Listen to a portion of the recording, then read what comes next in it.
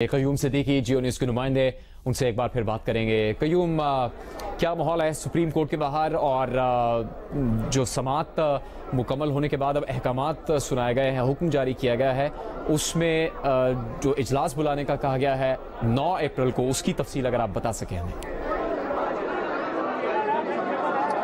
जी हाँ, supreme court of Pakistan के मुतफिका फैसले के बाद जो है सुप्रीम कोर्ट में इस वक्त जश्न का सा समा है और हर कोई एक दूसरे को मुबारकबाद दे रहा है। वफाकी वज़रा भी वहाँ पे मौजूद थे, वो भी अदालती फैसला सुनने के बाद गए। तो जो सुप्रीम कोर्ट ऑफ पाकिस्तान का मुतफिका फैसला है 3 अप्रैल को जो आज खुद नोटिस लिया था, उसके बाद मुसलसल 5 दिन तक उसकी समाअत की और आज 8 तारीख को, आज 8 अप्रैल को तकरीबन 8:30 बजे सुप्रीम कोर्ट ऑफ पाकिस्तान ने वो मुख्तसर हुक्म सुनाया है। लेकिन ये मुख्तसर हुक्म जो है इस तरह से है कि सुप्रीम कोर्ट ऑफ पाकिस्तान ने 3 अप्रैल को डिप्टी स्पीकर कासिम सूरी की जो आर्टिकल 5 को बुनियाद बनाकर दी गई रूलिंग थी, उसको गैर आइनी करार देते हुए गैर आइनी करार दिया और उसको कलअदम कर दिया। और फिर उसके बाद अदालत ने यह कहा है कि इस रूलिंग के बाद जो है वो प्राइम मिनिस्टर ऑफ पाकिस्तान ने जो असम्बली तहलील करने की एडवाइस दी थी, वो एडवाइस जो है वो नहीं दे सकते थे क्योंकि रूलिंग गैर आइनी थी। लिहाजा वजीर आजम के असम्बली तहलील करने के सदर को भिजवाई गई एडवाइस जो है वो गैर आइनी है, गैर कानूनी है, लिहाजा वो कलअदम करार दी जाती है।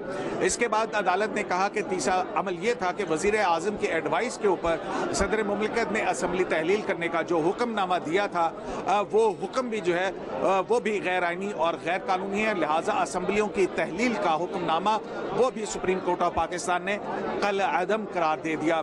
सुप्रीम कोर्ट ऑफ पाकिस्तान ने यह भी कहा कि क्योंकि ये तमाम इकदाम कलअदम करार दिए गए हैं, तो सूरत हाल 3 अप्रैल के ऊपर वापस चली गई है। जिस तरह से वजीर आजम और वफाकी वज़रा भी जो है वो अपने अपने ओहदों के ऊपर बहाल होंगे। जहाँ पर वजीर आजम और वफाकी वज़रा अपने अपने ओहदों पर बहाल होंगे, वहीं पर सुप्रीम कोर्ट ऑफ पाकिस्तान ने अपने इस हुक्म में कहा है कि हमने 3 अप्रैल को जो हुक्म दिया था कि कोई भी आइनी ओहदेदार या इदारे आइन से मावरा किसी भी किस्म के इकदाम करने से गुरेज करें, हमारा वो हुक्म जो है वो बदस्तूर मौजूद रहेगा और वो सब्जेक्ट टू और सुप्रीम कोर्ट सदर और वजीर आजम जो भी इकदाम करेंगे वो subject to supreme court order के तहत करेंगे। इस तरह अब जो इसके बाद तीसरा मरहला था, उस पर सुप्रीम कोर्ट ऑफ पाकिस्तान ने यह कहा है कि 8 मार्च को जो तहरीक अदम एतमाद दाखिल की गई थी और फिर उसके बाद उस पर जो इजलास बुलाया गया था और इजलास के बाद 25 तारीख को वो टेबल हुई थी और 28 तारीख को उसके ऊपर लीव ग्रांट हुई थी और 3 अप्रैल को जो वोटिंग का दिन रखा गया था आइन के मुताबिक, अब वो असेंबली जो है वो बहाल है और अदम एतमाद की तहरीक भी बहाल है, वजीर आजम वफाकी वज़रा भी बहाल हैं, लेकिन कोई भी गैर आइनी अमल नहीं कर सकता है।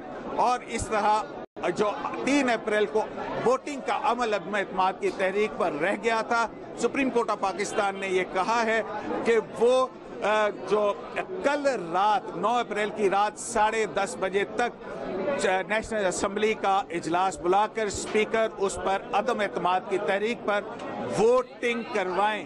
और अदालत ने यह भी कहा है कि इस दौरान जो आइन का आर्टिकल 63 के हवाले से जो मामला है वो अब अदालत के सामने ज़ेरे इल्तवा है। तो इस तरह से असेंबली बहाल है, वजीर आजम वफाकी वज़रा बहाल हैं, असेंबली बहाल है, तहरीक अदम एतमाद बहाल है और सूरत हाल जो है वो 3 अप्रैल पर घड़ी की टिक टिक 3 अप्रैल के ऊपर उस वक्त पर जाकर अदालत ने रोकी है जहां पर अदम एतमाद की तहरीक पर वोटिंग होगी। यानी वजीर आजम असेंबली नहीं तोड़ सकते, वजीर आजम असेंबली तोड़ने की एडवाइस नहीं कर सकते, सदर मुमलिकत उनकी इस ऐसी किसी भी किस्म की एडवाइस पर कोई अमल नहीं कर सकते। और इसी तरह सुप्रीम कोर्ट ऑफ पाकिस्तान ने अपने हुक्म में ये भी करार दिया है कि इसके बाद अबूरी हुकूमत बनाने के लिए सदर मुमलिकत ने जो भी इकदाम किए थे वो भी तमाम इकदाम जो हैं वो गैर आइनी, गैर कानूनी और करार देकर कलअदम करार दिए जाते हैं। लेकिन इस सब के अंदर जो सबसे बड़ी बात है वो ये है कि सुप्रीम कोर्ट ऑफ पाकिस्तान ने अपना वो हुक्म बरकरार रखा है कि सदर, वजीर आजम समेत तमाम आइनी ओहदेदार और इदारे जो हैं वो आइन के अंदर रहकर काम करेंगे और एक्स्ट्रा कॉन्स्टिट्यूशनल कोई स्टेप नहीं ले सकेंगे। तो वो सुप्रीम कोर्ट ऑफ पाकिस्तान का हुक्म जो है बरकरार है और ये जो तमाम अमल है सुप्रीम कोर्ट ऑफ पाकिस्तान के इस 5 रुकनी मुतफिका फैसले की नजर में 9 अप्रैल को 10:30 बजे तक वोटिंग कराकर मुकम्मल करना होगा। जी बहुत शुक्रिया कयूम सिद्दीकी, जियो न्यूज़ के नुमाइंदे तफसील बता रहे थे। पूरा फैसला जो अहम अहकामात जारी किए गए हैं उसकी तफसील उन्होंने आपके सामने रख दी। कयूम सिद्दीकी जियो न्यूज़ के सीनियर नुमाइंदे, उन्होंने सुप्रीम कोर्ट से बराह रास्त आपको सुप्रीम कोर्ट के इस अहम तरीन फैसले से आगाह किया है। तमाम 5 जजेस का मुत्तफिका फैसला जिसमें तमाम मौजूदा मामलात को निपटाया गया है। डिप्टी स्पीकर की 3 अप्रैल को रूलिंग को गैर आइनी करार दिया गया है। सुप्रीम कोर्ट ने कहा कि मार्च को तहरीक अदम एतमाद पर लीव ग्रांट की गई। डिप्टी स्पीकर की 3 अप्रैल की रूलिंग आइन के खिलाफ है। स्पीकर की इस रूलिंग को आइन के खिलाफ करार देते हुए असेंबली तोड़ने का ऑर्डर गैर आइनी करार दे दिया गया है। असेंबली की तहलील को गैर आइनी करार दिया गया है।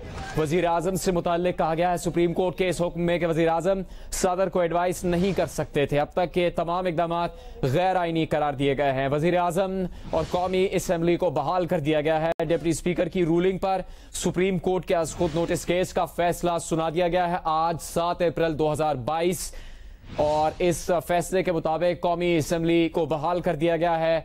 आज 7 अप्रैल है। 9 अप्रैल को स्पीकर को असेंबली का इजलास बुलाने का हुक्म दिया गया है। इस इजलास में तहरीक अदम एतमाद पर वोटिंग करवाने का हुक्म दिया गया है। हफ्ते की सुबह 10 बजे असेंबली इजलास बुलाने का हुक्म दे दिया गया है। सदर के निगरान हुकूमत के अहकामात को भी कलअदम करार दे दिया गया है।